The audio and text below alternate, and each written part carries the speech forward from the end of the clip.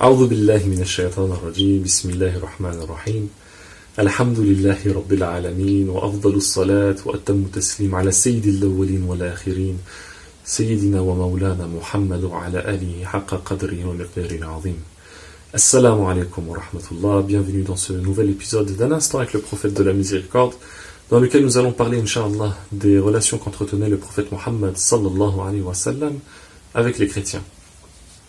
Avant de poursuivre, il convient de rappeler brièvement ici que dans la croyance des musulmans, le prophète Mohammed sallallahu alayhi wa sallam n'est pas le fondateur d'une nouvelle religion. Au contraire, comme son nom nous l'indique, Khatmil Anbiyahi wal Mursalin, le sceau des prophètes et des messagers. Il est venu pour clore et pour parachever une longue tradition de prophètes et d'envoyés de Dieu, commençant par Adam, en passant par Abraham, Moïse, Jésus, pour les plus connus d'entre eux, que la paix soit sur l'ensemble des envoyés et des prophètes de Dieu,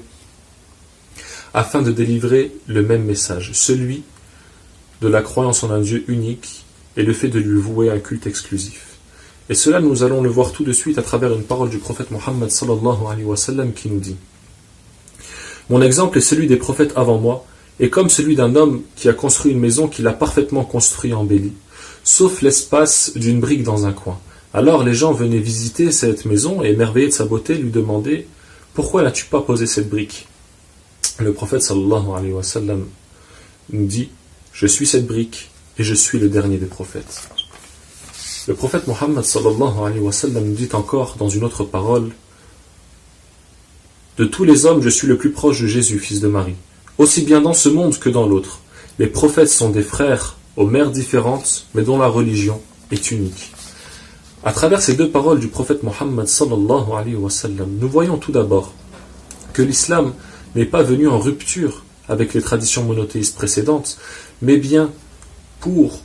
la continuer, la parachever. Et dans un esprit de concorde, le prophète Mohammed sallallahu alayhi wa sallam a œuvré durant toute sa mission prophétique pour réunir les gens autour de la croyance en un Dieu unique, comme nous le témoigne ici ce verset du Coran. Ô gens du livre, venez à une parole commune entre nous et vous, que nous n'adorions qu'Allah sans rien lui associer, et que nous ne prenions point les uns les autres pour seigneurs en dehors d'Allah.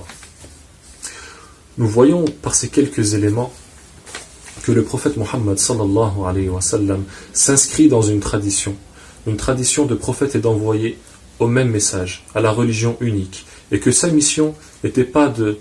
diviser ou de séparer, mais au contraire de réunir l'ensemble des croyants sur la même voie, la même religion, celle agréée par Allah subhanahu wa ta'ala. Et cela, ça se traduit dans la vie du prophète Mohammed sallallahu alayhi wa sallam par un événement connu de tous, Al-Isra wal-Mi'raj, l'ascension et le voyage nocturne. Avant de se rendre à Jérusalem, où le prophète Mohammed sallallahu alayhi wa sallam a présidé une prière en tant qu'imam devant l'ensemble des prophètes et des envoyés de Dieu, il s'est arrêté à Bethléem. Et ce point-là, il est un petit peu moins connu, mais il illustre parfaitement la relation que le prophète Mohammed sallallahu alayhi wa sallam entretenait en particulier avec Jésus, fils de Marie, que la paix soit sur lui. Dans cette ville où il est né, le prophète Mohammed sallallahu alayhi wa sallam s'est arrêté pour effectuer une prière, pour remercier et faire les louanges de son Seigneur qui a fait naître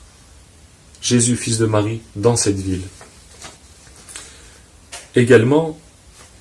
le prophète Mohammed sallallahu alayhi wa sallam, de par sa proximité avec les traditions